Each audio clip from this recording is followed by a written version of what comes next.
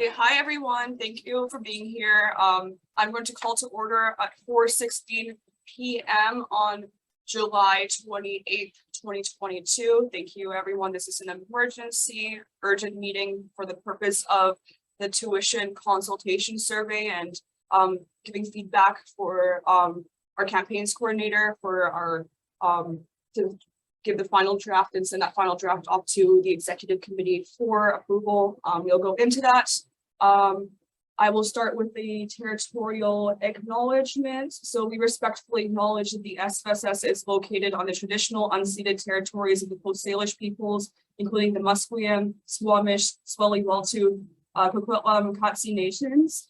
Unceded means that these territories have never been handed over, sold, or given up by these nations, and we're currently situated on occupied territories. So I'll start with a roll call of attendance. So VP University and Academic Affairs, the chair is me. Hi, my name is Nicole Kerrigan. You can call me Nikki. My pronouns are she, her, hers. Access needs, it's very hot. I may need to move around. I'll let you know if anything comes up. Next would be our ex officio, Helen. You can introduce yourself in the chat or over voice if you would like. Yeah, thanks, Nikki. Hi, everyone. My name is Helen. My pronouns are she, her. As for my access needs, they're met, but I will be keeping my camera off as I am multitasking with multiple things today. And Madam Chair of UAA, may I please give you a small correction? When you do the territorial land acknowledgement, it's Tsleil-Waututh. Okay, thank you very much for the pronunciation. That's all. That's it.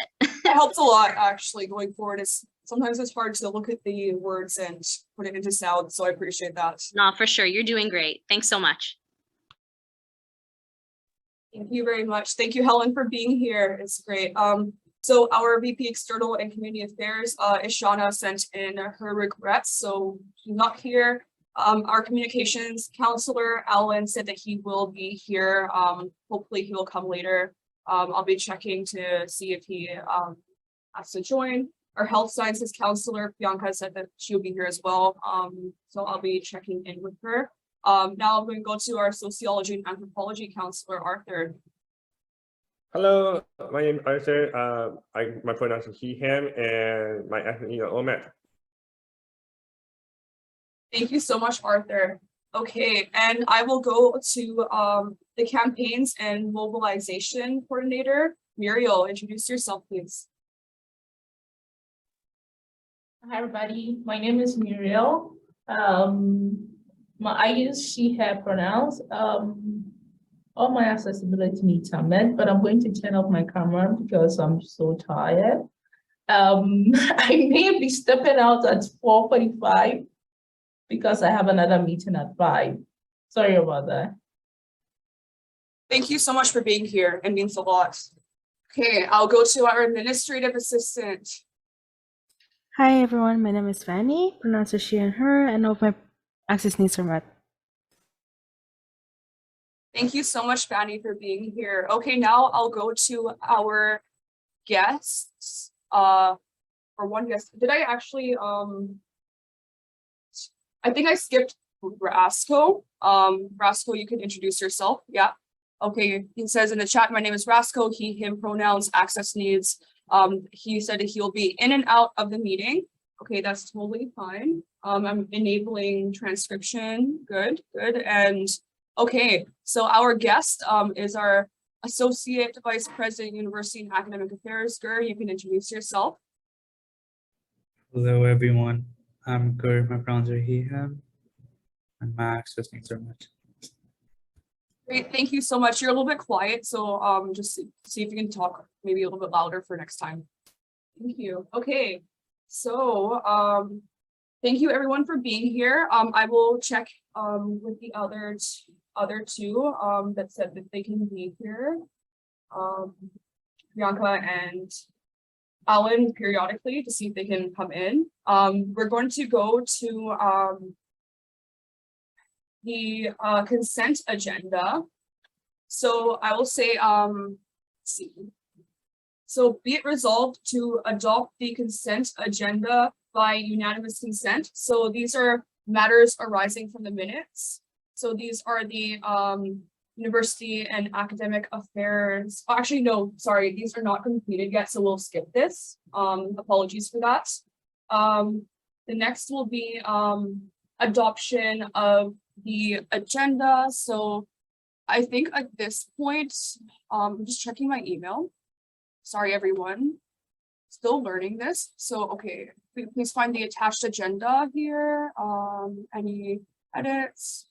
I haven't had a chance to check the agenda yet, unfortunately, because of the fast turnaround time, but I really appreciate it. I'm just looking through it really quickly right now. Yeah, it looks perfect. Yeah, that's the agenda is great. So I will actually send the agenda in the chat right now, just so everyone has it.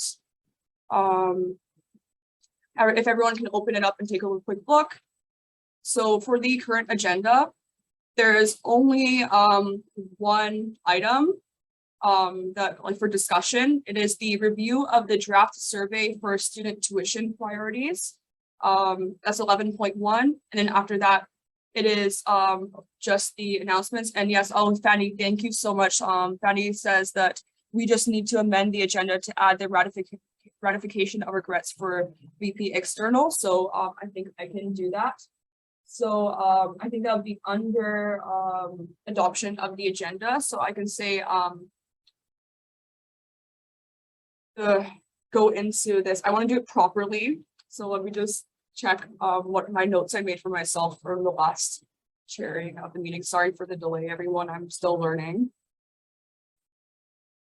Just gonna figure out how to add the ratification of regrets here. Okay, so for adoption of the agenda, we need a mover and seconder. So adoption of the agenda is item. Sorry, let me just double check this. I think it's probably 5.1, but I just want to make sure.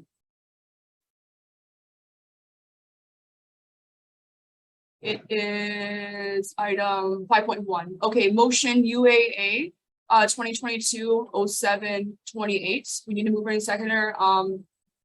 So I'm going to, so it says be it resolved to adopt the agenda as presented. I will list here first, and then yeah, Arthur, you can add something to this list. I will list to add an item under consent agenda. This will be I believe 4.1.2 or 4.11. It will be ratification of regrets. Motion UAA 2022-07-28. Be it resolved to ratify the regrets from Ishana Baran, VP external for the University and Academic Affairs Committee. Can I have a mover for this? I guess I'll move it. Can I have a seconder? Sasu second. Arthur Sasu seconds. Seeking unanimous consent to add the ratification of regrets for Ishana. Any dissent, please raise your hand. If not, what's this? Okay. Seeing none, we pass this unanimously. We add the section for ratification of regrets. It's either okay, so yes, okay, great. Oh, it'll be section 6. Okay, thank you so much, Fanny, for helping with this. It's really, I really appreciate it. So Fanny says we cannot add the ratification of regrets under 4.11 because the adoption is after it. We have to add the ratification in section 6. I remember an email chain about this. If the ratification of regrets is sent before the meeting starts and it's not an amendment, I think it can be under 4.11 or 4.12. But if it's at the time of the meeting, it has to be as section 6. So I'm going to add it as section 6, ratification of regrets. I believe that was passed. Great. Okay, going forward with this. Let's see. So we have that. Okay. So Arthur, you listed to add something. I will let you talk now. Hi, so I noticed from yesterday's meeting that somebody were telling us that in regard to agenda and all the community and otherwise, all the things. We should have there was a concerns about how we were using very complicated word in doing the agenda and everything.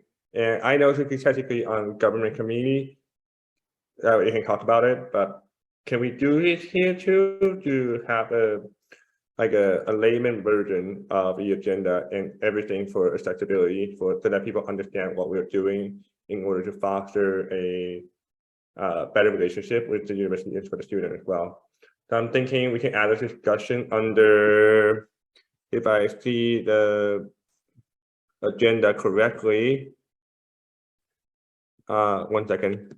If I see the It'll be agenda 11.2. here, yeah, it will be 11.2. Thank you. Thank you so much, Arthur. So I had just direct responded. So my suggestion, I think this is a really good suggestion. I was actually going to meet with that student as well to talk about separately the accessibility of council meetings, and also this would spill over into committee meetings, including UAAC, because we follow the same kind of Robert's rules for, I guess, like formal format of like what we're doing. So I think this is a really good thing that we can do. Accessibility is actually directly under our committee. So, and it is within our priorities to work on. So I think that this would fit very well, and it does necessitate having and it's reasonable to have a discussion item for this. So I really appreciate that, Arthur, for bringing it up. So we'll add, my suggestion is to add a discussion item, 11.2, improving the accessibility of SFSS meetings. So let me just see SFSS meetings. Students. Okay. So for this, we would be focusing on students, but it also will spill over into everyone else that attends meetings as well. So I will ask for a mover and seconder. I assume, Arthur, you would like to move this, if this is an okay way of framing it. So I said 11.2, improving the accessibility of SFSS meetings. You think is good. So Arthur, you move it. Yeah, I'm seeking a seconder here. I guess I can second it. So great. I'm seeking unanimous consent to add this onto the agenda for a discussion item. Is seeing no dissent. This passes. Thank you so much. Great. We added this under discussion item 11.2, improving the accessibility of SFSS meetings. Thank you so much, Arthur, for bringing this up. Great. So now I'm going to propose a new motion under 5, adoption of the agenda. Be it resolved to adopt the agenda as amended. I move this, looking for a seconder. Sasu second. Sasu seconds. Thank you so much, Arthur. Great. Seeking unanimous consent. Okay, great. I believe that carried as amended. Thank you so much, everyone. So now we can move directly to item 11, discussion items. This will be hopefully a quick meeting, but we should be quite thorough when we go over the review of the draft survey for student tuition priorities. I sent an email to everyone in UAAC just talking about the overall importance of what we're doing. I think I can quickly talk about it as a preamble before we go on here. So I want to say, like, first, like, I understand like this is an emergency meeting, and we had our first UAAC meeting this Tuesday this week and this Thursday today. So I really appreciate you guys for coming out here. It really means a lot to me, and I really recognize that there is like a level of enthusiasm for this committee and for doing good work here. So it really means a lot to me, and I really appreciate all of you for being here. So to give a bit of a summary, so the purpose of this emergency UAAC meeting is encompassed by this agenda item. for discussions. And the purpose is related to the tuition consultation process that happens every year from the university. So this is coming from directly SFU administration. So SFU is intending mass student outreach to gather perspectives on how student money should be allocated and spent, and are planning to amp up their outreach this year. So I had a meeting, a tuition consultation meeting with two of the higher level administrators. They're both vice provosts. So I had a meeting with Wade Parkhouse and Rumana Khan Himeni. And they're both very enthusiastic about improving student outreach this year. I remember that Wade mentioned that he's been involved in this process for over 15 years, and he's felt that it's been not sufficient in getting representative perspectives from the student body. And in the past, it was done largely in, he said that they did town halls, and what ended up happening was the most vocal 25 students would come out, and those students are already a bit of a biased sample. Their perspectives definitely matter a lot. However, he wanted to get to all students as much as possible to see where students feel that they want their tuition money to be spent and prioritized. So they reached out to the SFSS. So I had a meeting together with those two administrators, with Helen, our president, and Abby, our VP Finance. And they wanted the help of the SFSS to reach out to our membership and gather preliminary data on what students believe their priorities would be with, like, I guess, with the tuition spending, and our data would help them structure their survey and their responses as well. So we are overall helping them with the overall process of drafting their approach as well. And I find that, so right now, our campaigns and mobilization coordinator is helping us with working on drafting a survey to be ultimately sent out to the membership, which are the student body, to ask them about how they would like their student money to be spent and how they would like to prioritize the spending. So some examples I've heard are like more counseling, long-term counseling, better instruction quality, things like that. A lot of these things are very kind of high level, big picture kind of things. And we need to kind of talk about kind of a strategy of how we're going to frame this survey so that it is accessible to students, that it is the outcome of it is helpful and actually creates like a utility for the university going forward. And also that the questions that we're asking are relevant to students, and that students are motivated to actually contribute to this survey.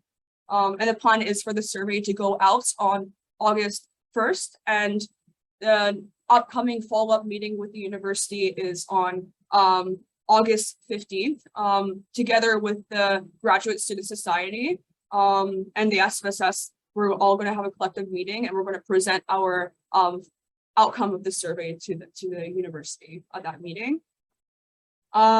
So I feel that this is an important thing for us to be doing in the UAAC and under the University and Academic Affairs portfolio, because I feel that ensuring that students have a voice in how their money is spent is of great importance to the student body. And I'm really enthusiastic about the tangible positive impact that we can create with this survey, because I believe that the center of like what we should be doing is student outreach and a bottom-up approach with how we handle our work in the SFSS.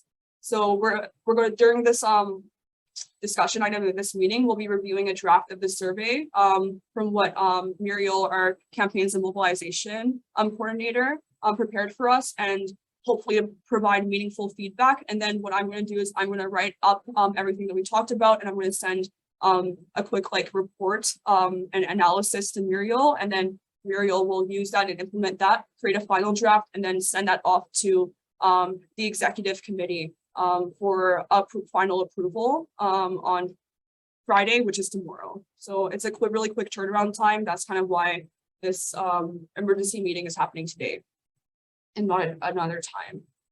Okay, hopefully that makes sense. Can I see some thumbs up just to see if that was all good and understandable and makes sense? So Arthur, I see thumbs up. I see one Hooger. I see Yeah, hopefully, Muriel, do you think, that I covered everything?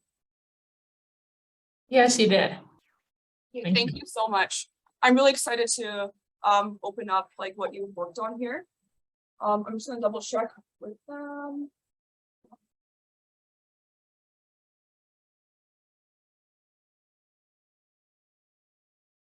I'm just messaging the other two that said that they were coming. Okay, great. Awesome. So I will start. Muriel, hopefully, is it okay with you if I screen share the document that you sent to me? Yeah, it's fine. I gave I think I shared it with everybody. I don't know whether people have access to it, but you can do that. Sorry, Arthur, do you want to? No, I was saying that I have access to it. I'm on it right now.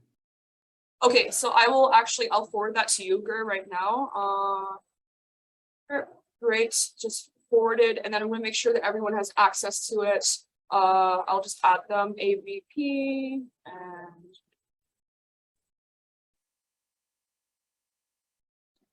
Arthur, and then I'll also add Helen. I'm gonna send the link in the chat here so everyone can open it up. So Muriel, would you prefer for us to just like open it up all in our separate screens, or would you be comfortable with me screen sharing it just for whatever you think is appropriate with privacy? Yeah, I think you can screen share it, and people can also those who can't see can open it on their own personal PCs.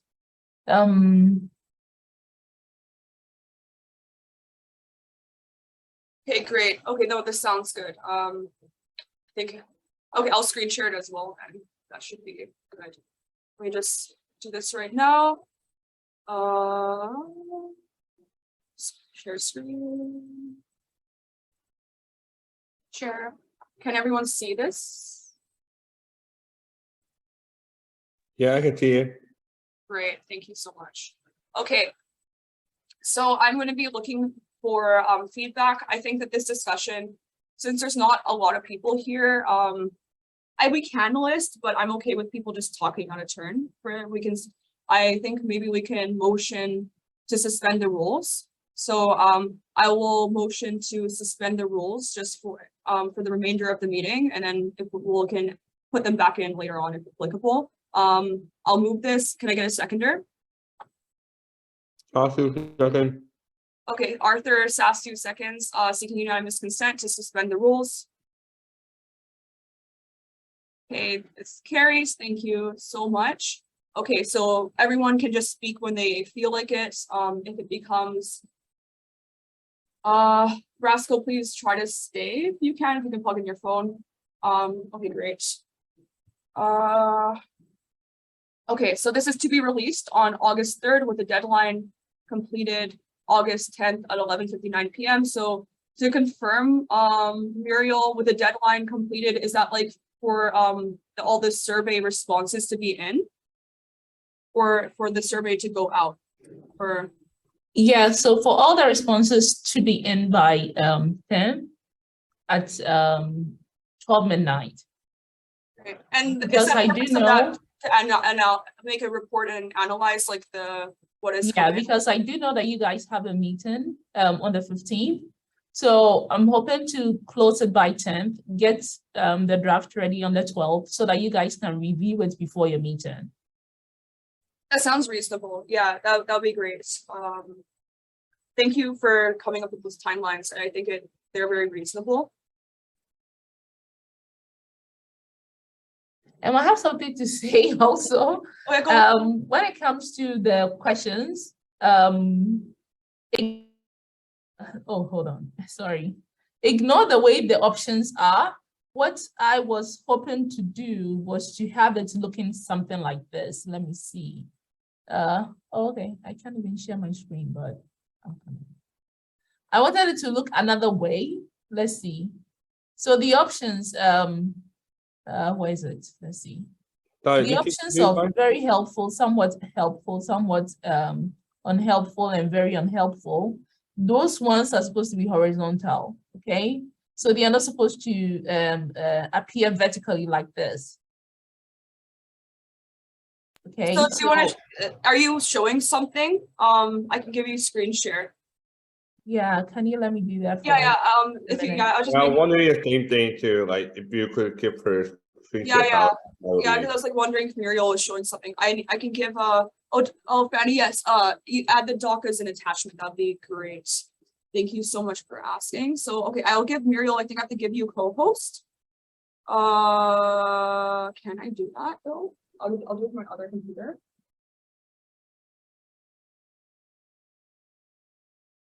Make co-host. Okay. I made you a co-host, Muriel. I believe you can share Okay. screen now. Okay, thank you. Okay, can you all see my screen? Yes. Okay, so for each priority, it should appear something like this. So when the survey is created, ultimately, this is what you should see. You shouldn't see what you have in my doc, because I was struggling with this and I was like, oh no, I'm not going to do this. I'm just going to wait for comms to take over. So it's going to appear this way, where students can just pick the ones that they want, the ones they pick is the one they think is helpful, the one they think this particular option is not very helpful. So it will appear like this. So it will be shorter than what it's looking like on your screen now, like in the doc that I shared. That makes sense. I Does remember that make like sense? Helen suggested to have it in a ranked format where like students can rank like from like a scale of like, let's say like list it from like 1 to 10. Like 1 is the most important and 10 is the least important, and kind of rank those priorities that way.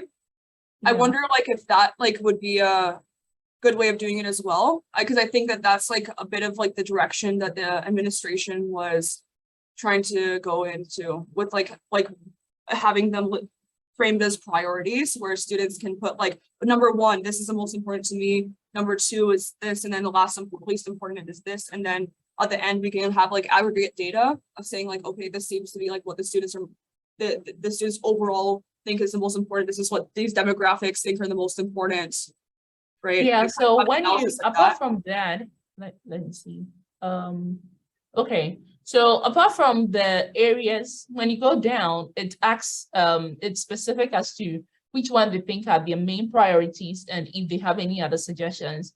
When it comes to the priority areas, I was thinking that you don't want to make it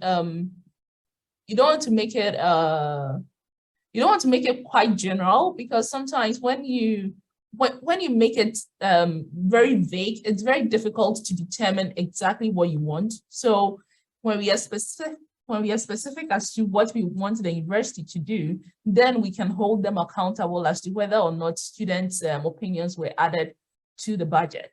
So rather than say, oh, well, we want better instructional quality, that is very, very subjective. What do you mean by that? So with specific points, students can actually indicate what they mean by what, then we can hold the university administration to book. But underneath it, we tell students to we have general themes that we tell students to rank. There are 3 most important ones, and they can do that also over there. Thank you so much, Muriel. That makes a lot of sense. I think that, yes, one of my biggest concerns was having the options be too vague, because then it leaves a lot of room for interpretation. And when it actually comes into practice, it may not actually be coming into the practice in the way that the student that like filled out the survey actually envisioned it, right? Yeah, Gerd, do you want to talk? Yeah, I don't know if I'm saying the document correctly, but I feel like there should be a column for free comments for students, for just like I think, yeah, there's suggestions. Yeah, I'll take that back. Yeah.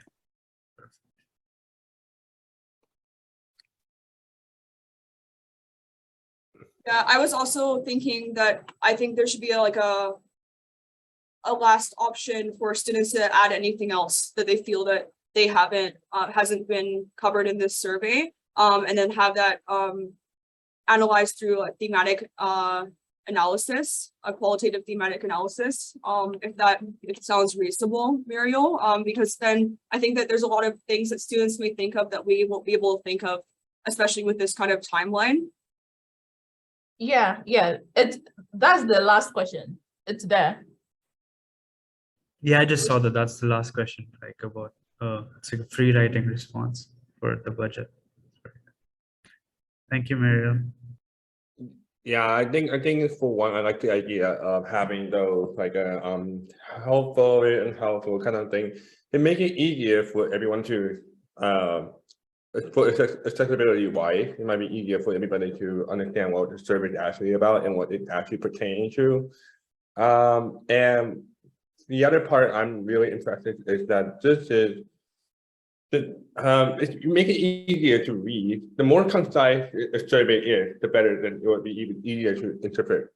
Like Nikki said about interpretation, you want to make sure interpretation, you put interpretation as small as possible, because if you leave that window too big, people are not going to understand what we're talking about.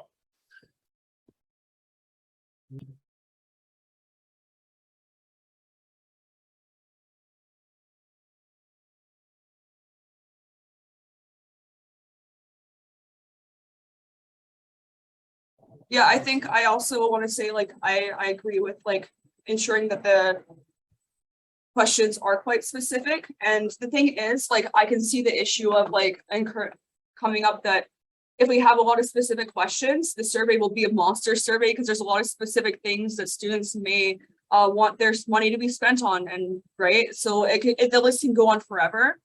And that's why I think that like today we should come up with like some main suggestions that cover a lot of different areas, and then the free write box would be a way to cover whatever we don't include that students may still think is important. That's like my thoughts like going forward before even really looking too much into the document. But I think like now like that we get like our preliminary thoughts out, like we can look through the document specifically. So you can probably also see my screen. Can you see the screen I'm sharing right now? Like this one here. And the notes I'm taking. I think I will try to share it differently. Just give me one moment. Student tuition, consultation, survey. Sorry, I'm just still learning. This will be a lot easier. I have the question priority areas. Yeah, go for it. There's like option of unionizing research assistants at SFU, but depending upon, shouldn't it be like undergraduate research assistants and specifically because of the membership? I know. Muriel, you can answer. Yeah, so for that particular question, for that particular part, I put that in there because the campaign is a collab between TSSU, GSS, and SFSS. So Okay. currently they want to unionize research assistants on campus, and SFSS, since the execs last year signed on to become partners with that for that campaign. So usually they release a statement, a joint statement between the three groups. That's why that particular option is there. But if we don't want that in there in terms of, let me see, where does that fall under? I think that is supposed to be financially. If we don't want that to be an option in there, it's okay, we can take it out. It's not really, yeah. So supporting students financially, we can take that out. Because at the end of the day, most of the research assistants are graduate students. I do know of undergrad students who are research assistants, but that's minimal. Yeah, it's very limited. So yeah, that's what I was thinking too. Thanks for answering that. Thanks so much. Yeah, I was thinking that well, here's like one suggestion going forward with this. I think that for our survey, like even though the current campaign is between the GSS, TSU, and SFSS, since they're asking the SFSS, for our like input, I think they want us to limit it to like our membership, which are undergraduate students. So I think that we can make our questions really specific to undergraduate students. So the data that we present, we can say this is what undergraduate students would like. And then if the GSS and TSSU would like to get their own data, they can say this is what their membership thinks. But I think we should really try to narrow it down to like what the membership of the SFSS like thinks, right? Because sorry for interrupting, because the second question, the demographics is like first year, second year, third year, fourth year, or fifth year, or any other years. It doesn't say graduate students. So I was like kind of sorry, like I was like didn't connect with the research. Sorry for that. Yeah, I think like one question, for the demographic question, there might be a specific reason of the way it's listed the way it is. I think that everyone has different definitions of what they feel to be first year, second year, third year, fourth year, fifth year. Maybe we would like to standardize it and then maybe have like a bracket saying between these many credits. I don't know if that would be a deterrent to people starting out in the survey, but that would standardize it so that the university knows what that means, because everyone has like I can say, for example, I'm in my fourth year, but maybe my credits are actually reflect third year, right? So that's that. I think that's for clarity. Also, one thing I want to mention too is I've learned this in my data analysis and research methods courses. I'm also I've been in research for a really long time. I am currently an undergraduate research assistant.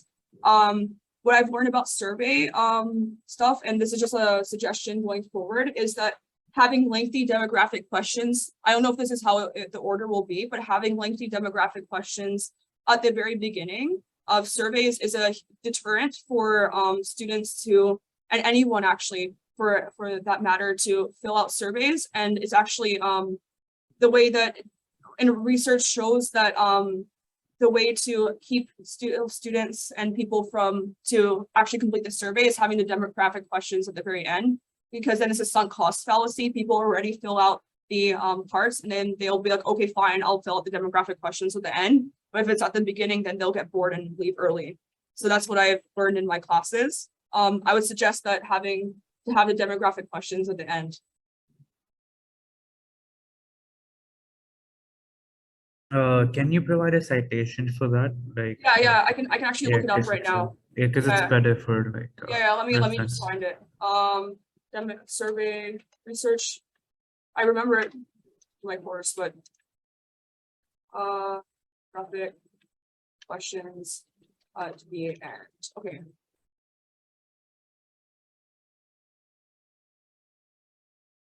Let me see if I can find it on Google Scholar. I wish I could just bring in my professor from like Douglas to tell. No, that's fine. When it comes to demographics, it all boils down to survey I think it's survey just, styles.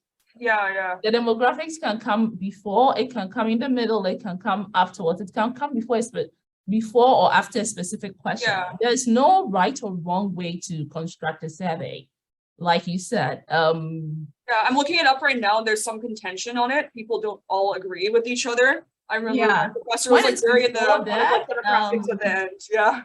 When it's before that, it deters. When it's after that, also some people can answer the most important ones, and then when they get to the survey, they get to the demographics, they can choose not to do that, and that also raises missing data. So it all depends on what you do with data. Data itself, raw data, doesn't really speak anything. It all depends on how you are going to analyze it and interpret it. That's what personally I learned in my grad class too. So that's also it. Oh, actually, I found a really good article on this. I think that, yeah, it's I see totally there. Let me just like read this through, because it could actually, let me see, new share one. Let's go here. So it says, can you see this? Yeah, probably should demographic questions be placed at the end or beginning of mailed questionnaires, an empirical answer to a persistent methodological question. Article preview, let's see if there's full access. We'll just see what it says here. So it just shows like there's different schools of thought. So this Dillman originally recommended placing them at the end, but then let's see here. He influenced, this was before empirical testing of like what the best way to go at. Dillman's technique influenced the social work literature. But then all these people. I'm gonna put in here and say that in my own understanding of how survey work. I think that to survey like those, personal questions should come first, because if you go through those kind of survey And then at the end of it, ask people their personal information. They're gonna be like, why are you asking my personal information? You know, so I think that with this kind of survey, it's best to put the personal information question first. We can help collect the data and then like kind of like know how do we gonna categorize the data from this point on, and then it will limit the amount of people who getting like feel like they're gonna be blindsided by the question at the end of the survey. So I think that the question about personal information should come first for better accessibility and for our purposes of a survey. Thank you. So Arthur, would that be like the meat of the like what you're trying to get out of the survey, which is like what they would like? And I think we can pass them. I'll pass, yes. Sure, I will okay, I propose let's extend the meeting to 4 or 5:30 p.m. I move this, need a seconder. Sasu second. Arthur seconds, any dissent? It's a unanimous consent here. Great, this passes. Okay, Muriel, you listed. Okay, everyone, I need to step out. It's almost 5. Let me know what you think about the questions. If you are going to add more questions to it, with the arrangement, that's not a problem. We can always go with what you guys prefer, but let me know about the specific options that students have, whether it's vague enough, whether it is clear enough, the language of it. That's what really matters to me. When somebody opens the survey, I want the person to understand what they're choosing and what they are in for. So let me know about what you think about it, whether it's ambiguous or whether it's clear enough, whether we should add more options under financial, under academic, anything. Please let me know. And then Nikki, please send it to me. Thank you very much, everyone. And sorry I have to bow out now. Thank you so much. Take care, everybody. Yeah, before you go, I'm just gonna I'll write up everything, but all the suggestions and just send it to you in a Google Doc. Okay. Yeah, Okay, thank you so please do. much. Okay, thanks bye. everyone. Bye-bye. Bye. Bye. So I actually found the article, the full text, and I just sent it in the chat. I'm just gonna like look at the conclusion really quickly. This seems to be like I can look into more of it. So it says that this experimental study failed to provide empirical support for the proposition that 2 types of non-response error in social surveys. So non-response error is that like somebody would open like the survey and just not finish it, right? And this is a research article to try to find out the best methods of reducing non-response error. And the non-response error is like the return rate, so the amount of people that actually complete the survey and the amount of missing data. And they want to see their reason for doing this research was to see if non-response error can be influenced by the placement of demographic questions.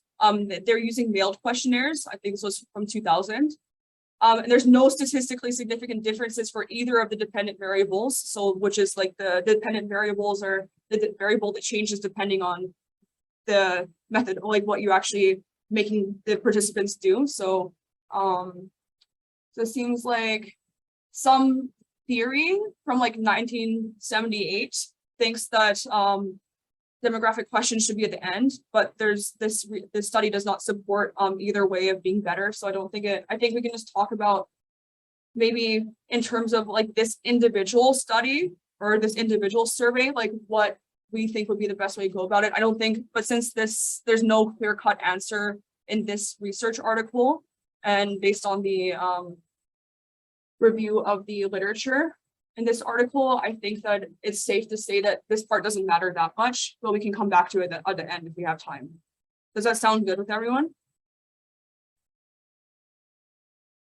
We can just like look at the questions specifically now and like the how they're asked and stuff like that. Yeah. And we can come back to the order of the demographic questions at the end if we have time. Okay, great. Awesome. So I'll just make sure that I share my screen again. Thanks everyone for being here. Gerb, can you message Priyanka and Alan, ask them to come?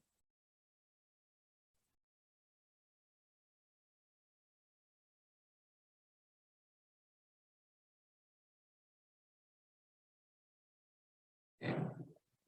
Share. How's everyone doing, by the way?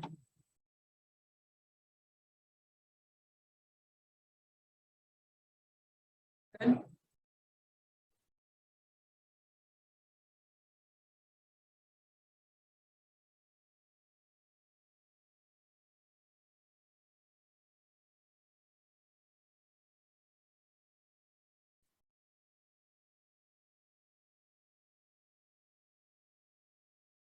Okay, great. All right.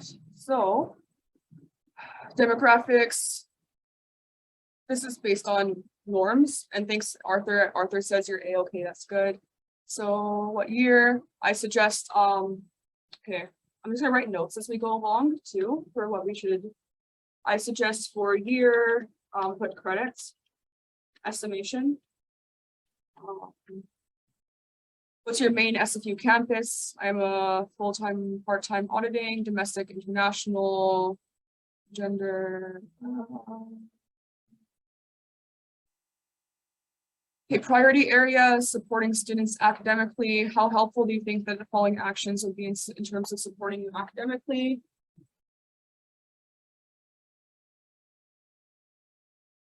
Expanding the number of online course offerings at SFU, increasing investments in mental health and wellness for students, increasing investments in student services provided by the center.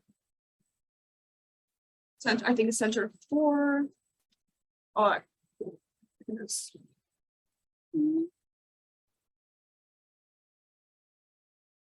Okay, for accessible learning to help make their services accessible and efficient.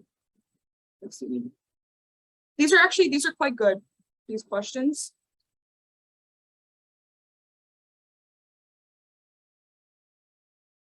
Yep, I like them a lot. I also like the options for a lot of them. Yeah, they seem pretty good.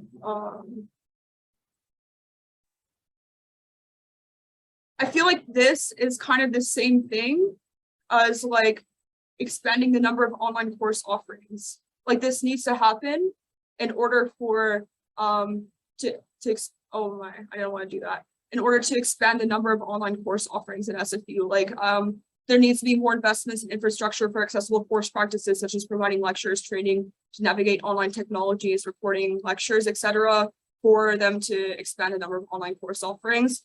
From my communications with the university, they are unable to just like snap their fingers and just offer more online course offerings. There needs to be infrastructure in place for them to happen. Does that make sense? Yeah, I think that we can keep those two questions because those two questions technically are pretty, like you say, pretty relevant. But having infrastructure and having university to have more online courses, that's two different things in essence. Because for this particular survey, we're asking which part they are more interested in having seen where the money is spent, right? So you want people to understand that there's a difference in having in infrastructure to help a professor navigate this compared to just giving students more online courses, because there's a distinction. There's a little minor distinction between having infrastructure. Yeah. So do you think that if people see both options right next to each other, that they'll could select this one instead if they think critically about the thing, because you need to have more infrastructure in order to expand the number of online courses?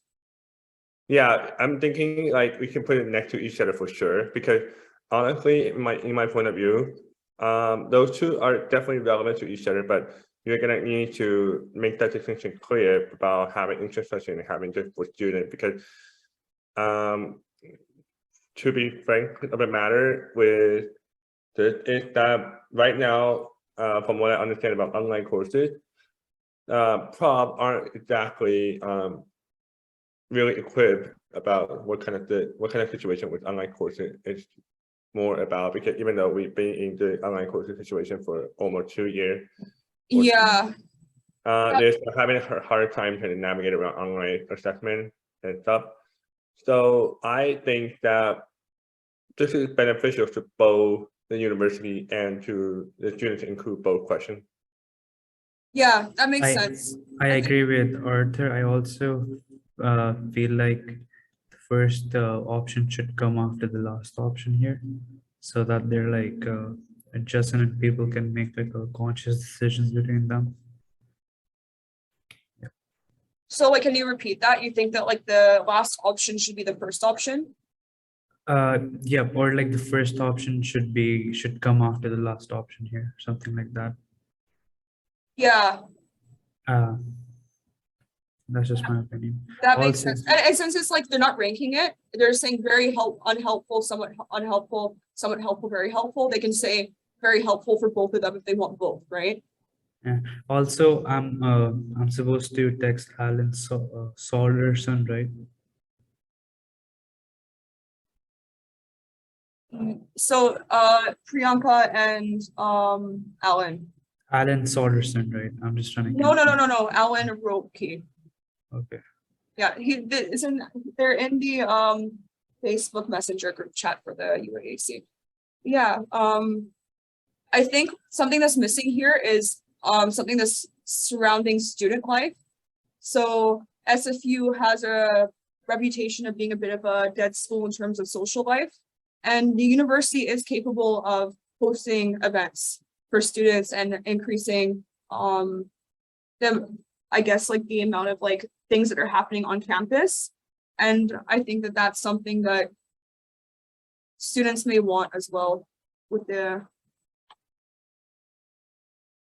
university. I also, one of my thoughts as well too is I think this is good to list it as very unhelpful, somewhat unhelpful, somewhat helpful, very helpful. I think maybe these questions should be asked again, but then in a format to rank them, because somebody could just put like very helpful for all of these, but that doesn't actually help the university with understanding how to prioritize how their money is spent, right? That's the whole crux of why the university is asking for us to do these kind of outreach. They want us to figure out like what students want their money to be prioritized, right? And how they want their money to be spent.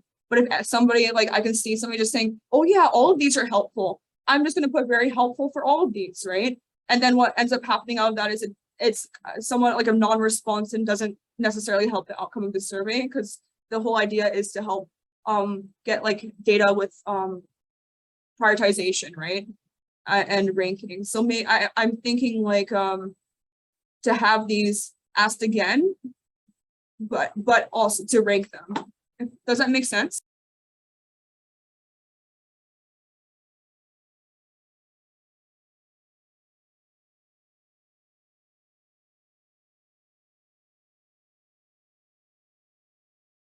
Not gonna lie, you kind of lost me there. Sorry. Sorry, can you repeat that? I just said you lost me there about the. Sorry, let me repeat that. So, okay, look at these questions. If you were a student filling these out, okay, if I were a student filling these out, I would just say, yes, all of these are very helpful, right? I'm just going to say very helpful for all of them. But what's the purpose of this survey? Big picture. The university is asking us to find data on how the students want their money to be prioritized. They don't have unlimited money to spend towards everything. They just want to understand what students want the most. But if students say they just want they think all of these are very helpful, then that doesn't give any useful data to the university. They want to understand what's the most important thing for students, right? But I think a lot of students may answer this and just say all of them are very helpful. Okay, I see where you come from. I see where you're coming from. And a way we can do it is instead of having very helpful, I think like, okay, there's two ways we can do this from where I'm standing. So you either can keep the current status quo with just very helpful to very unhelpful kind of the way to answer for them to answer the survey, or you can, instead of having 5 categories like unhelpful, very unhelpful to very helpful, you swap down super unhelpful and super unhelpful, write down both of them, and then you get somewhat just helpful and very really unhelpful. Helpful and I think the unhelpful, helpful, somewhat helpful is the whole question, not the single options. So it's like, is the question helpful or not helpful? Not no, because everything is. if people just gonna answer everything helpful, it's not gonna help the university in case that, because the way to, if they want, what they wanted to know is which one should we prioritize, not like they understand all of it is helpful, but what Uh, they don't understand is that, okay, if you could give them all of this and say everything is helpful, they don't know which one to focus on. I have a suggestion, like we could have the last question as like which one in the like can you order which one was the most helpful, and like all, like we could just be like, oh, like out of like the priority areas, like which one was the most helpful to you? Or good, you know what? I have okay. A survey like this where you need to find information about which one is the student priority the most out of all the options. Instead of having helpful and helpful with this one, every single one of these is considered helpful to students from my point of view. So why don't we just consider this as a question with making selection out of all these options out here, 2, 3, or 4. It's like I was suggesting that like the last question could be like, can you order like the priority of the questions, like which question was the most like like is like the highest priority to you, like Yeah, the but that supporting means that you're students. gonna have to go back to the question in question to Yeah. answer that question, and that's not helpful. So you're just trying to Okay, end of yeah. a survey. I So understand. Yeah. yeah, so the one way I see how we go about doing this is that you're gonna have people to check out from all these answers. How many answers do we have? 1, 2, 3, 4, 5, 6, 7. 7 answers. You have them cross out 3 or 4. And which one is the priority? So they see that they needed to get it done fast. And then we get that, and when we get the answer, we'll know which one that they actually want to have prioritized first.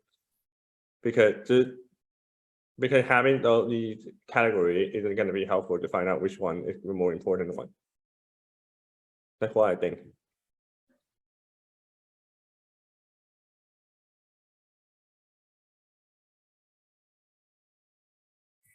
Wait, I'm sorry to butt in, but I just like want to, make sure that you guys keep in mind that these suggestions or like whatever is taken into consideration or like what is decided here should also fit on the platform. I'm not sure what platform you'll be using for the survey, but the suggestions you It's have the here might not be SFU. able. I believe it's through, actually, I can ask, I know, I've made surveys before through, SFU web survey. I believe we'll be using SFU web survey, if I'm guessing, because that allows for authentication to ensure that we're just getting, answers from undergrads, and that, they have ranking options. Oh, okay. yeah. That's That's perfect. really helpful though, yeah, because like, it would be all in vain if we were just suggesting something that couldn't be done, right? Exactly, because like I'm looking at this and it kind of like sounds like it would look great on paper. You know what I mean? If it's physically print out the survey, but I'm not sure how it would look electronically. So that's what I'm just putting in Yeah. with it. My suggestion is like hearing what everyone has said too, and also talking to Helen before all of this, is that I think that there should just be, we want to make the survey as short as possible. That's something that Muriel also suggested, right? So I think that instead of having this question with the options of very unhelpful, somewhat helpful, unhelpful, somewhat helpful, and very helpful, instead they rank them in order of priority, and they rank all of them. So they say this is not like number Okay. one is this. One do like 1 to 7 basically. Yeah, one like rank it on, if there's 7 of them, say rank number 1 is most important and number 7 least important, and then try to put them all in there. And that would be, I Okay, think yeah, that's that's a good idea. I can get behind that. Do we have like, I want to see consensus on this to see if this is okay though. Like, is that like, do you think that that's like an okay way of going forward with it? Yep. I think it's a good idea. Good idea, Arthur. Yeah, it's a good idea. Support it. Okay, awesome. And I know that this was Helen's suggestion as well, so I don't think I have to just directly ask that. That's good. Awesome. Okay, now when we're thinking about like what we're getting them to rank.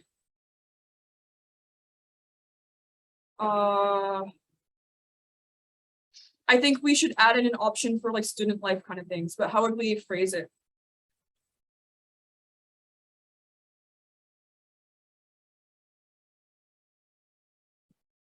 What do you mean by student life? Like social life kind of on campus. Okay. Okay. What is the most important social event that you would like to see on SFU campus? Or just like even just like more social events or social life on campus. Like how would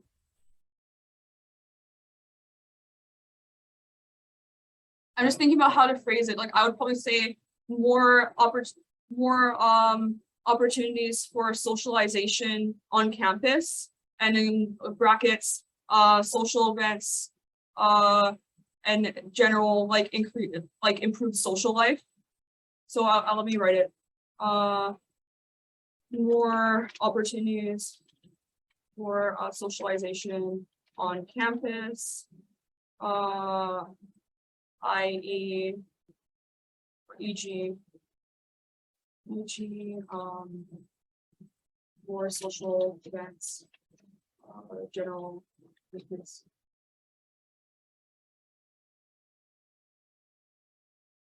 And then they could figure, it's not a very specific question, but I don't think that that can be asked in a more specific way because there's many different ways of demonstrating social life, I think.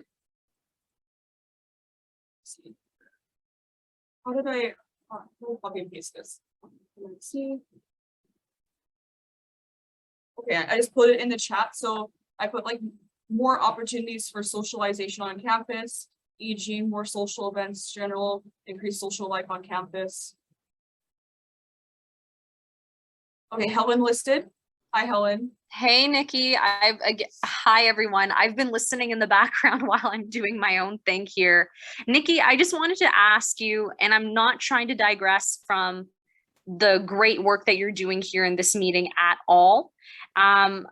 I just wanted to ask because I don't have the agenda for this meeting in front of me. I'm just wondering if we're doing any votes today.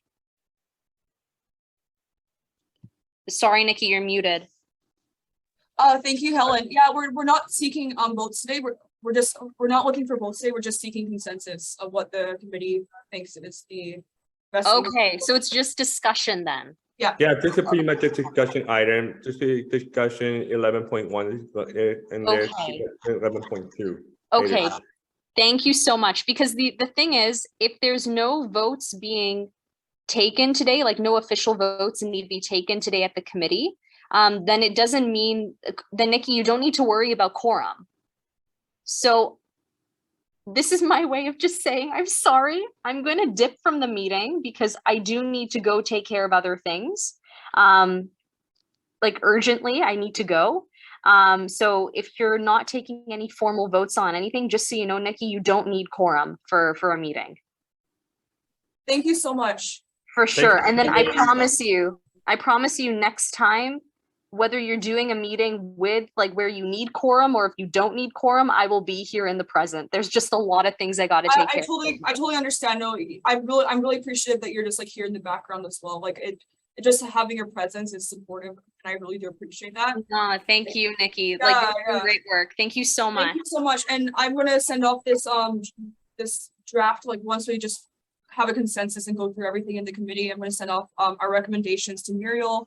And then Muriel will write that all up, and then we'll have that ready for the exec committee meeting tomorrow. By the way, I may need to submit agenda items. Yeah, no, for sure. If you want to amend it tomorrow, that's all good. We'll do that. Thank you so much. All right, thank you. And shout out to Muriel as well for creating the know. draft base of it. Thank you. Such a good turnaround time too. Like, I'm really impressed. Like, it's great. Right?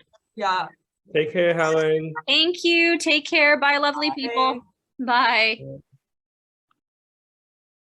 I love Helen. Put that on the record. Okay.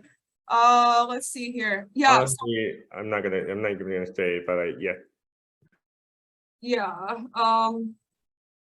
So I'm just sending to get in the chat. Do you think this is good to add to it? Or would you like to phrase it in a different way? I just want to get through this so we can hopefully end soonish.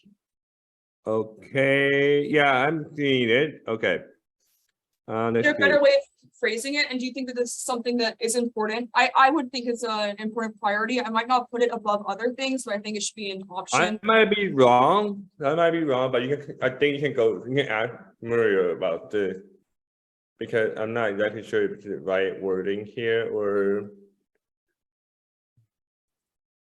We can give like liberty to Muriel to change the wording. Yeah, she want to change the wording because it's a good suggestion to have that social aspect of it. Yeah. I don't think I came up with the best wording, but I think we can give Muriel liberty to change the wording. Yeah, we would think about putting on because honestly, this is about tuition, not social life though. Like Tuition can be spent towards many things, right? Student services, one of them like is okay, fast yeah, engaged, right? It's like part of the spending of the university, and their whole thing is about student engagement and student like events and stuff like that, right? So that is a part of university spending. And I know that there's like, I understand now. Thank you. yeah. Thank you so much. No, that makes sense because I know that a lot of the social life has been delegated to like student run initiatives like student unions and clubs, but the university can also do that as well. And this university has a reputation for not having good social life, so that might be something that people want to prove, right? Okay, yeah, I get it. Okay. Then I would say then I think we can run just by Mario to see what wording would be best to answer that question or how the form of that answer may be given the nature of the survey. So I think we run it by with Mario. Yeah, thank you so much. And then this is academic, supporting students academically. Actually, there's different categories. Socially, oh, never mind, it's already there. Okay. Yeah. Okay, good. So let me just like look over this. This is good. Then what's the most important step? I think like we can probably even get rid of these. Given that we're running out of time at 5:30, do we want to postpone it until next week? We can. We can postpone it and then wait until Priyanka and the other can come here and then have. We can. It's the deadline for the final draft is to be finished today, to be sent to the exec committee on Friday tomorrow to be published. So we can just go through this really quickly. I think. I'll be right back. Yeah. I'll move to like to extend to 5:45. Need a seconder. Arthur, I guess if you're good with that. Can you second it? Yeah. I'll just, it probably won't take that long. So we just. Arthur's not here. He said he'll be right back. Okay. So We'll like do it later on then. Supporting students financially. So I think it's just like you and me. So I feel like you could just join the meeting. Yeah, my thought here is that we can actually get rid of these ones in a way, like to actually shorten the survey and just have these being ranked instead.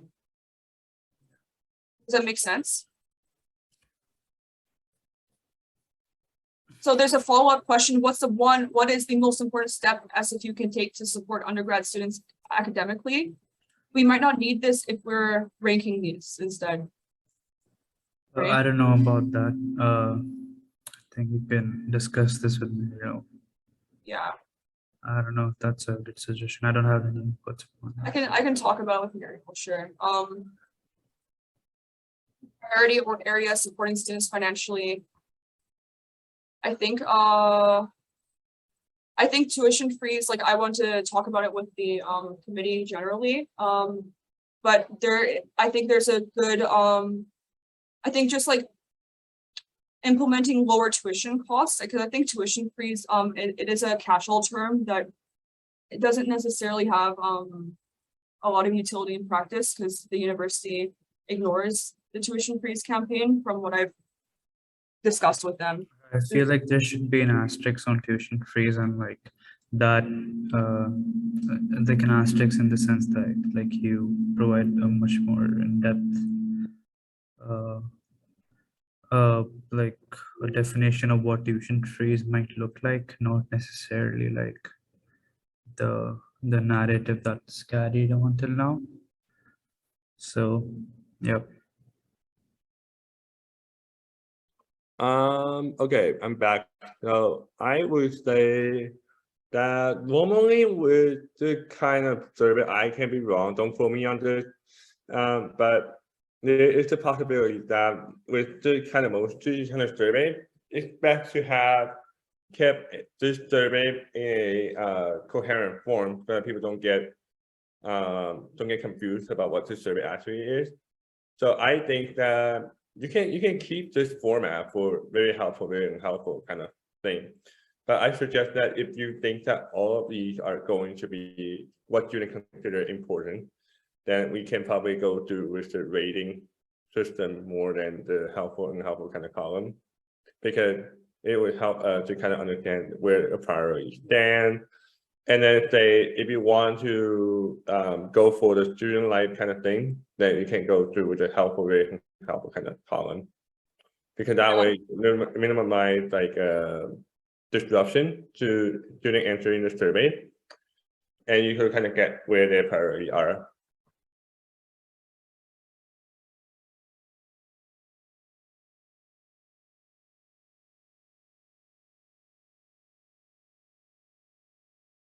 Do you mind typing that out? Just my capacity is a bit lower now, but and just in the chat, that would help a lot, Arthur. Yeah, sure. Give me 1 second. And I will also move to extend the meeting to 5:45 p.m. Arthur, that you're here, can you second that? Yes. Thank you very much. Taking it out as consent, just us. Okay, that passes, great. Okay, so I think like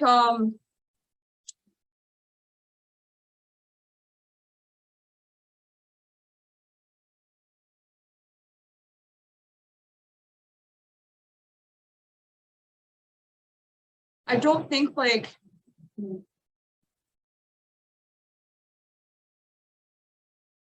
see, so these are based on like the campaigns that were put in place by the previous board, right? And that's where the wording comes from.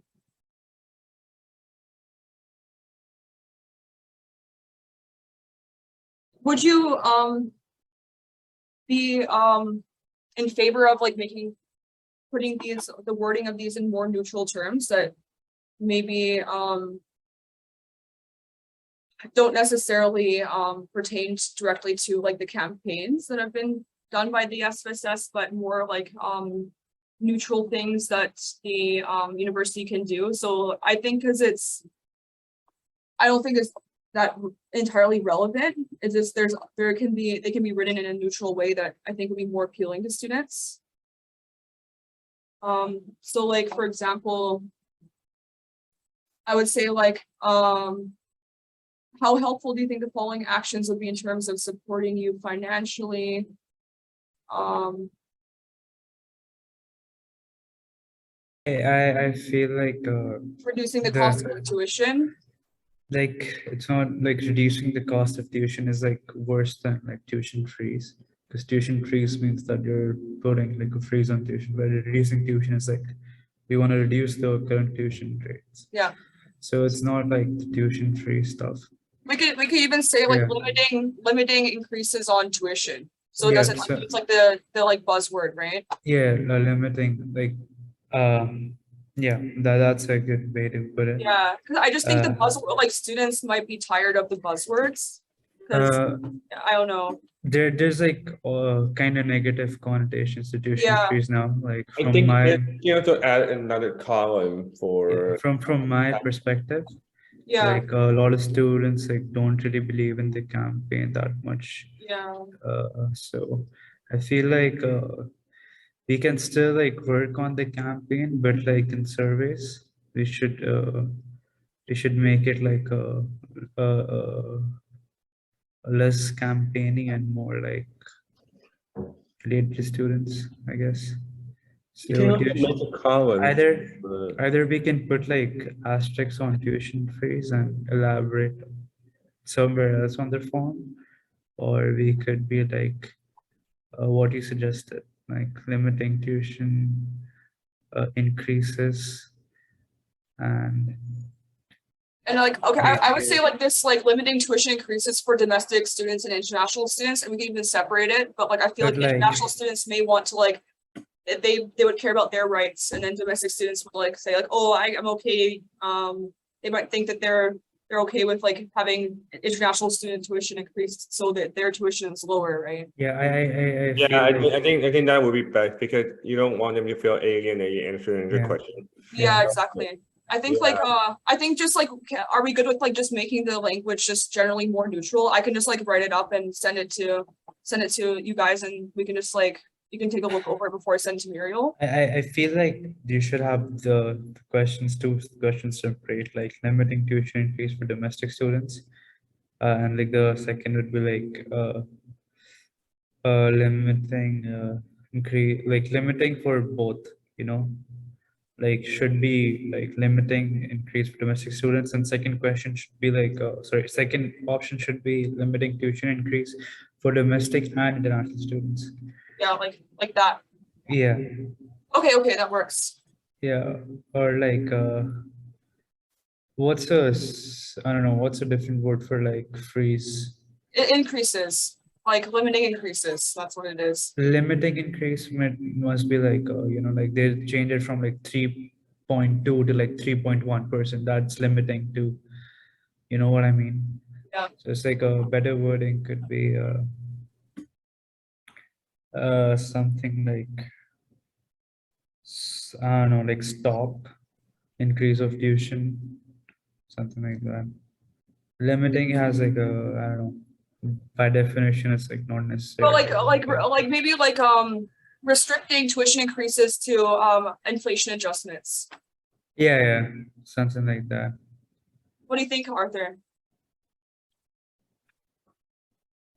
Which one are we talking about? Instead of like limiting tuition increases, maybe like restricting tuition increases to adjustments for inflation. You can't add that, but you're gonna have to add another column for that. Because that is something completely different from having a tuition free entirely. So you wanna, if you wanna have that on it, then you are gonna have to add a different column and say that. I'm thinking of like removing like partisan language and like entirely and like replacing it, right, with this. Yeah, Yeah, that's good. Restricting is good. Restricting, I feel like restricting is like a better synonym. You don't want to use the word restricting. You want to say limit or decrease, because honestly, restricting sounds like a powerful word, and people can get a different idea from what it actually means. So I would suggest using limiting, tuition increase though to adjustment for inflation for domestic and international students. Because that way, people won't have saying that, oh, you guys are ambitious, and if we don't do that, then they're gonna say, well, you didn't do anything at all. You didn't make it worse. You know? So I'm saying, like, in terms of positivity and the capacity of the community, we should avoid using strong language word in terms of the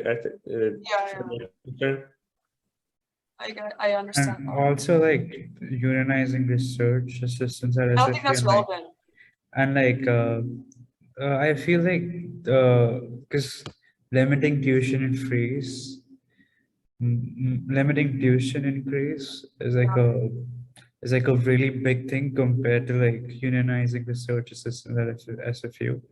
Yeah, Because I don't know how much that like puts a burden on SFU to like unionize. Like once the research assistants are unionized, I don't know how much like it puts a burden on them, but like limiting tuition kind of puts a lot of burden on them if you look at like I've the been tenure involved thing. in the research assistant unionization process with the TSSU a few years back, and there it is asking a lot from SFU because it would guarantee specific work hours, specific wages, like a fair wage, right? Living wage of, I believe, around $20 an hour. A lot of them, if they even get paid, most of them don't even get paid. So like forcing them to get paid is like a huge burden, right? So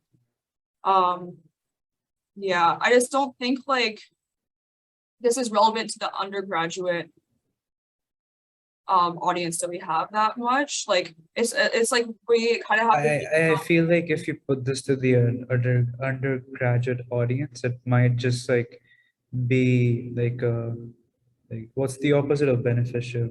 Sorry, I'm losing. unhelpful. Unhelpful for like actual unionizing because a lot of undergrad students don't know about like the research assistants being unionized or not. It's much more of the graduate caucus that is more focused on it. So if you put this in the survey, this might be like like this might be actually a bit more detrimental to the unionization process. Yeah, it could. Yeah. I think for the record, Fanny, that's actually really important to include in the minutes. Like, I think that it's not that we like want to prevent like unionization, is that including this in the survey may actually be detrimental to their. Yeah, because like No, undergrad students. okay. The thing is, we're talking about priority, right? Just to concentrate around the word priority, about what student priority are. Even though they might not like, I understand that they might not have heard anything about a research assistant or what the issue pertaining with having a union around research assistant might be. I suggest that we shall put them on because this is about priority, and this is one I believe that there are some concern over research assistant in the past semester or so. So I think that it's still worth it to put it there, and then I don't. Okay, so I feel like this question should directly go to the graduate caucus because it's directed towards them. They're more involved in it and they know more about the unionization process. I feel like if you give this to like an undergrad student, it won't be like it would be like they won't understand what it's going for. Yeah, I think it's not even a representative like answer because they don't understand it. Yeah, so it's like oh, there's such a small like like 1 2 3 4. There's like 5 letters. Okay, then like I don't think so. Undergraduate. Yeah, it's like 5 letters like about this whole unionization process is like a very reduced option. I feel like it's not explaining the whole issue, and I feel like this question should go to the graduate caucus, and that will be like beneficial to them. But like if it goes to the undergraduate caucus, like it won't be like beneficial to them unless it goes to like a very selective, like biased, like kind of like what I'm what Yeah, okay, I see what you mean. Yeah, okay. Yeah, I think we can add Maria on that as well because I think that it has some little relation to what we're trying to ask the undergraduate about. Because to be frank with you, like research assistants are considered part of PA team.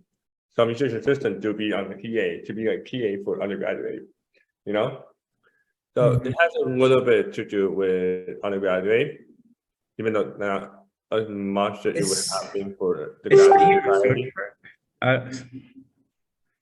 This because I don't know, like I feel like TA have like TAs get paid by like a researcher and like I guess like in a Coxside lab or like I don't know, like a happiness lab. I don't know if they're getting paid or not, because it's directly under the budget that the lab has, right? Not the SFU or like the department has. I just think like we can probably move on from this. We can Yeah. have further discussion on this. It's just taking time. I think that I think I would be in favor of removing that part just because like I don't think undergraduate is directly pertains to the population that we're trying to survey. And since they might not have an understanding of it, they will likely answer unhelpful, and that would actually hurt the movement. What if the university sees that? So I don't want them. I am a research assistant, right? I don't want the movement also to be hurt. I've been involved in that for a really long time as well, and I don't compare to the movement. Yeah. Provision of scholarships. I know that this is also in the issues policies. I think to disadvantaged students is good, but I think like this should be expanded, like what the definition of disadvantaged students is. Yeah, I feel like this is with It should be, I think it should be like case by case basis, like and not based on like always like identity. identity is part of the case, but I feel like we need to have certain form of identity measures anyway, you know, like I don't know, like we should make it a sense like there should be cases that should be evaluated from cases to cases, but identity measures do happen. Like if someone's like I don't know, like scholarships are weird in the sense like because I don't know if like I don't know if someone's like I don't know, like parents die and they can't pay tuition, you can like what do you say, like you grant them like okay, you don't have to pay tuition, but that's not a scholarship, you know what I mean? Oh, tuition waivers. Yeah, that's tuition waiver, right? That's So not I a don't scholarship. think, yeah, I think like But like say, like, for Okay, I see what you mean now. Okay. yeah, for scholarships, there needs to be identity markers to go to. You can't like scholarships should reach out, tuition waivers. Okay, when a university gives scholarships, they reach out, right? When you have to give tuition waivers, the person reaches to the university for the waivers. I feel like that's cases to case basis, but for scholarships, there always has to be identity markers. But If I you think, understand what I'm saying. then that would be a separate category altogether, because Yeah, we were talking about scholarship. Yeah, I would say I would support that, having a scholarship for engineering folk, because in the other marginalized group. yeah, But if you were talking about waiver, then you're gonna have to do another column again. yeah. That's cases to cases. That's different. That's different. Yeah. I would say, yeah, I support them. Your mic's off, Nikki. thank you so much. Yeah, no, thank you so much. So like when I was looking at this before, I think this is like one of the campaigns that has been done. I really like thought that it was leaving gaps in terms of like some students, because a lot of students can be disadvantaged and maybe not meet some of the identity markers. Even students may like be like, for example, indigenous, right? But they may not have like let's say enough evidence based on what the university believes is evidence to actually fit under that identity, right? So Yeah. I think that there should be a prioritization of like case by case assessments. I think that because I think a lot of things can be I guess like overlooked. And then one thing too that I've noticed is like I think there's like the thing is these people, it's 5:45.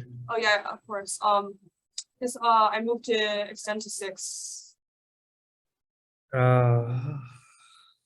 Sorry, I'll just like say quickly too. I guess Arthur, is that okay? And I guess like one of my suggestions here is that these categories usually are like students that will end up being more disadvantaged, but it's not always the case. So I would be what happens if you give scholarships only to people based on categories without looking at the case by case basis? You can also give it to people that may actually be in an okay situation and leave out people that actually may need it as well, but may not actually be addressed by the categories. Like, go ahead. I think there. Okay, here's the thing for me. Sorry, can you cut in for 1 second? if you go by case basis, it's going to sound just a little discriminatory. Because Yeah, that's the thing for me is if you want to provide fellowship across the board to energy and folk, then you're gonna have not just case by case, because case by case is going to cost, you're going to not going to stop the residential school effect, you're going to like enlarge it. So I think that we shouldn't put case by case basis on it. yeah. We should say for equally. Because Yeah, I feel like you should have like an option about like tuition waivers, and like that should be case by cases. But I feel like in the disadvantaged students, we should like add economic, socioeconomic causes too. any guys who have passed That's out their intended time. We'll pass out intended time. okay. So do we enjoy the meeting?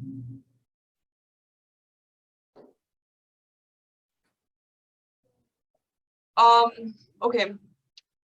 Can I, before we just adjourn, I'll just ask, like, are you guys okay with me just like writing this up and then sending it to Muriel based on what we talked about and just like the themes of what we talked about, and I can add all of you into the Google Docs so you can take a look at it.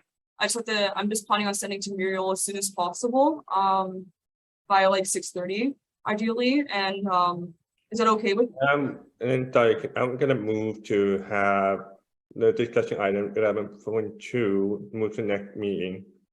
If that's the Oh, case. yes, okay, I second that. To move that 6.2 discussion item to the next meeting. Seeking unanimous consent, I think that is good. Okay.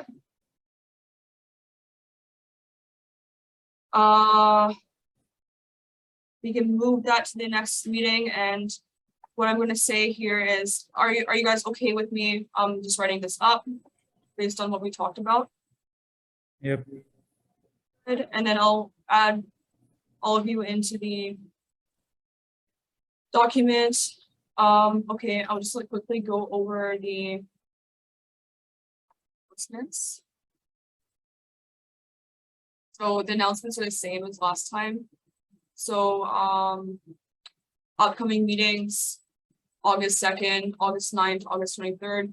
We're gonna review issues, policies, review previous UAA campaigns, revisit accessible course practices, UAAC icebreaker, social event planning, meet and greet events for students, drafting of our priorities motion, vice chair election coming up sometime soon, and review of the exit reports of the 2021-2022 portfolio coming sometime soon.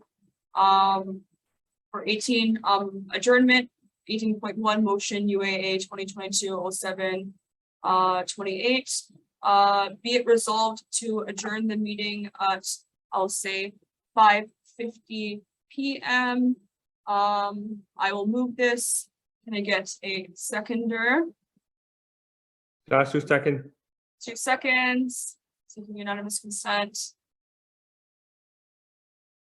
Carries, thank you so much for being here. I appreciate it, and I will loop all of you in to what happens, and yeah, thank you so much. I'll stop the recording, stop share, stop the recording.